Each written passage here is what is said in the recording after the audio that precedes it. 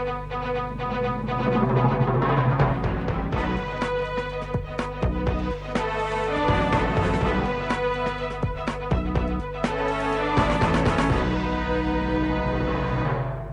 morning and a warm welcome to A View from the Houses of Parliament as we enter the final week of August 2012. My name is Mkokeli Tanda. It's an interesting week that lies ahead, including for A View from the House. On Thursday morning, we will be broadcasting from the Cape Town International Convention Centre, the venue for the 2012 Women's Parliament. Women from all over South Africa and from all walks of life will convene at the Cape Town International Convention Centre to take stock of gender issues and challenges women still face in the new South Africa. But Parliament is quiet today. Mondays has been set aside for constituency work, and most members will be in their constituencies to meet with citizens who have issues they want to bring to the attention of Parliament. We use this time to catch up on news and views from the chambers of Parliament. In our first story today, we look at climate issues. We look at a question from the ANC's Wilma Newhoudt-Druchen to the Minister of International Relations and Cooperation, Maite Nkoana-Mashabane. She asked if developed countries are following through on their commitments to a drastic reduction of greenhouse gas emissions with sustainable development. Mrs. Nkoana-Mashabane said all Kyoto parties except Russia, Japan and Canada had committed themselves to a second Kyoto Protocol at COP17 and the meeting of the parties in Durban last year. This period will commence in January 2013. All parties agreed to the ad hoc working group on the Durban Platform for Enhanced Action, popularly known as the ADP, which will negotiate within the set time frames, that is from 2015 to 2020, by which a new protocol, another legal instrument, or an agreed outcome with legal force under the UNFCCC will be developed. Currently, all parties are in agreement to reduce greenhouse gases emissions under this future agreement. In her supplementary question, Wilma Newhoudt-Druchen asked the minister if developed countries were prepared to go an extra mile to reduce their emissions. The slow pace of commitment to reduction of greenhouse gas emissions by developed countries is of serious concern, as developing and poor countries suffer the most from global warming. Developing countries take longer to recover from climate changes caused by floods, droughts, and amongst other things. So, Honourable Minister, is the Minister hopeful that developed countries will demonstrate a strong will, not just formally conform to the COP17 agreement, but to do more out of their own initiative to drastically reduce their emissions? Thank you. The minister said both developed and developing countries should ensure that the historic outcome of the Durban Platform of Action be implemented to the full. That was the only way to safeguard the interest of developing countries.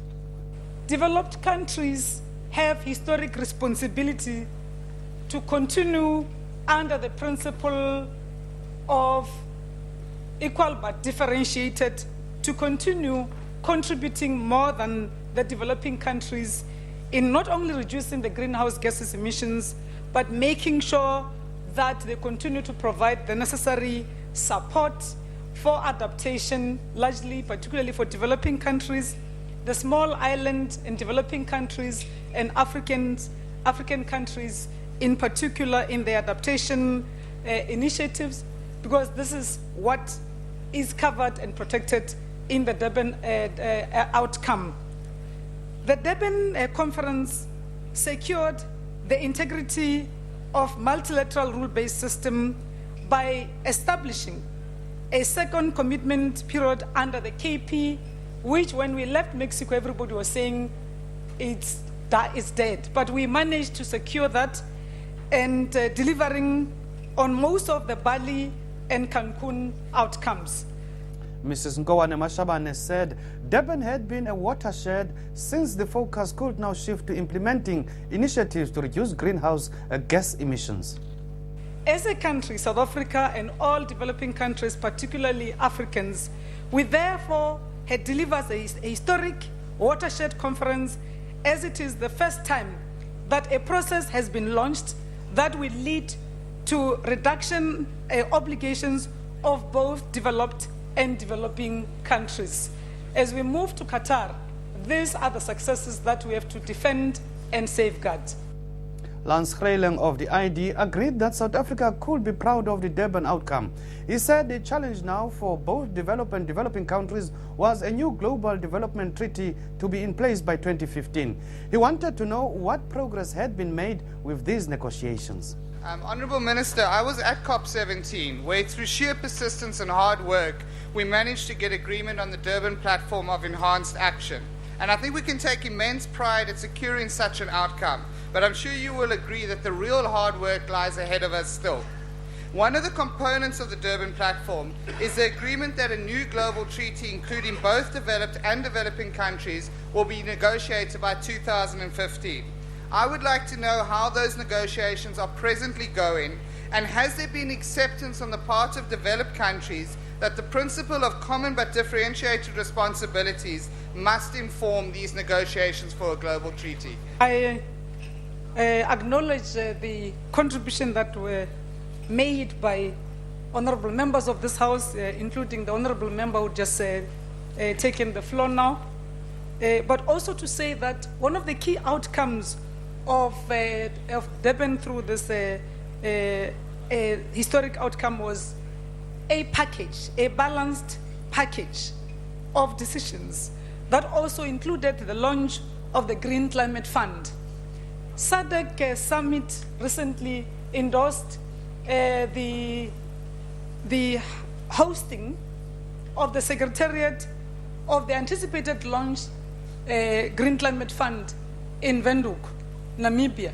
This is just one way of making sure that we continue to keep the eye on the ball, and we have to continue doing that.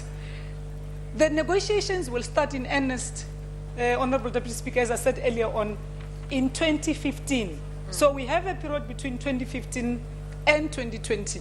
What we need to do is to continue working together with other developing countries, in particular African Union members, and luckily honorable ministers of environment in our continent will be meeting in September to do all the reviews before we go to Qatar in December of this year, but also to make sure that we continue making the requisite preparations, but also to be advised by science and collate all the necessary information as they build up towards the start of the negotiations in 2015. In the meantime, we do have a bridge, and our bridge is the Kyoto Protocol that is in use and in force until the negotiations start and until the actual implementation of the new platform that will be launched in 2020. It surely has become fashionable for South Africa to be involved in these noble ideals, but mostly at ministerial and governmental levels without having the clear plan for the grassroots and the implementation thereof. My question to you, Minister, is how can we shorten the time frames of these goals to make them tangible and meaningful to the ordinary people? Are the deadlines and goals set for 2015 achievable? Under the dark climate of poverty, unemployment and corruption ridding this country. Thank you, Honourable Member. Your time is up. What can the Minister share with the nation on this matter? Thank you. It's going to take the leadership in this House to make sure that South Africa lives up to the commitments that South Africa is making. Secondly, before the South Africa's hosting of COP17, this House adopted a green paper that was presented here by the Honourable Minister Mlewa, which was thoroughly discussed. Lastly, it is the responsibility of the global leadership to make sure that we protect our environments together. What did the South African government do prior to the hosting of COP17? There was a civil society entity known as C17. It was in this country, in Durban, where civil society had full participation, including a massive demonstration and a march, where I had received a memorandum because civil society was allowed to participate in full in these processes. And also in the main plenary hall, civil society was fully represented, including the representatives of women, youth, and broadly civil society, but including those who represented believers from all sectors of our community. So there was full participation of all South Africans from all walks of life. Madam Minister, I'm concerned about good intentions.